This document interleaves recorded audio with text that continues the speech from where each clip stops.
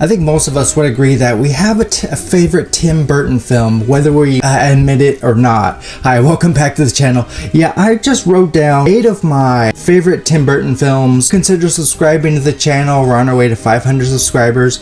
And let me know in the comments below, what's your favorite go-to film from Tim Burton? So coming in at number 8 is a little film called Pee-wee's Big Adventure. I think today's generation is completely in the dark with Paul Reubens, who is Pee-wee Herman. He is in the film and on the show. He was a real life cartoon essentially. He did all the sorts of these kooky things just to entertain us. At the time when this came out, you didn't question his morning routine, why he rides a bike and doesn't drive. Growing up, this was always a family favorite. That's my number 8 film, Pee-wee's Big Adventure. Coming in at number 7 is Beetlejuice. It's not my favorite out of the bunch, but after all these years, I'm starting to warm up to this film. It has its moments. I'm not gonna lie, it has its moments. And the more I watch it, the more I pick up on dialogue from Michael Keaton as Beetlejuice. It's not for kids. Some of the stuff that comes out of his mouth, it's for adults. This movie got away with PG-13 rating. Number 6 is Batman 89. Michael Keaton went out to say that, there would be no superhero movies if it wasn't for this one. I get that. I understand where he was coming from. So much to love about Batman. The Joker, played by Jack Nicholson. 5 is Frankenweenie. From what I've seen in Tim Burton's filmography, his sweet spot is animation. It's clear as day, at least to me. This is a beautiful film with some sad moments at times. It's reminiscent of Frankenstein, because you have this young kid named Victor Frankenstein that, it's just a kid. He's growing up, adolescence hits him, and his dog Sparky gets hit by a car, tears him down, and he loses his favorite buddy, his pet, his dog. The best thing about Frankenweenie, honestly, is it's in black and white. That's so cool. I think the more Tim Burton does tackle animated projects, he comes up with ways to set them apart from other features, and it's what I love about his approach to movies and storytelling. Number 4, we have Mars Attacks. Now, I saw this and purchased it this year, and it still holds up. But what is really stands out about Mars Attacks is the cast. The cast is humongous. From Jack Nicholson as the President of the United States.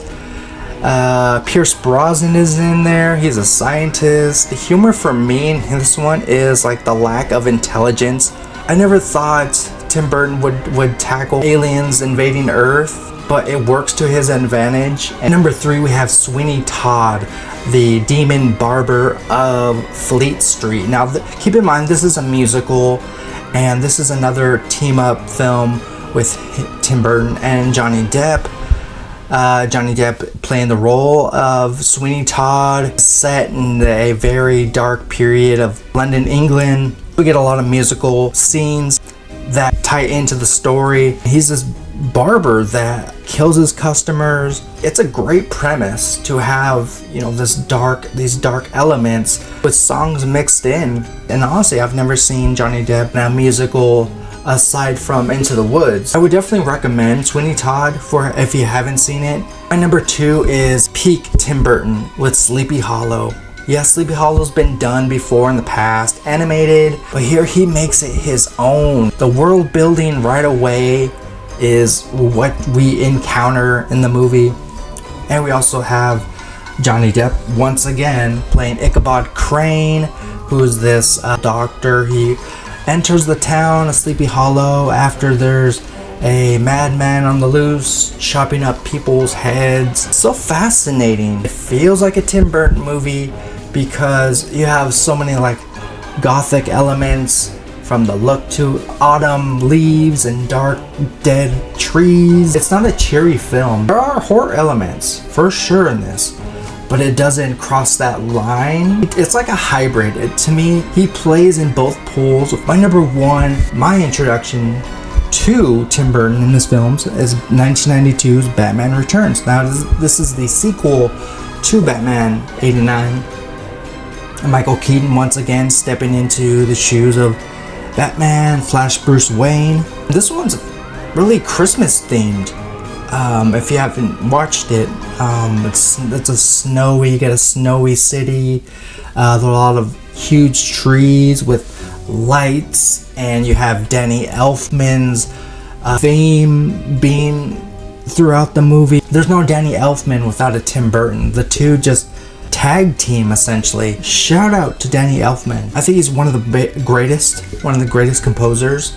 Guys, that's my list. Thank you so very much for watching and continuing to support Darkroom Reviews. Lots more content on the way. Stay tuned. Bye bye. Folks, if you like this video, go ahead and hit that subscribe button. It really helps out in the long run. Darkroom Reviews, it's the place you should be subscribed to. Join the channel. It's free.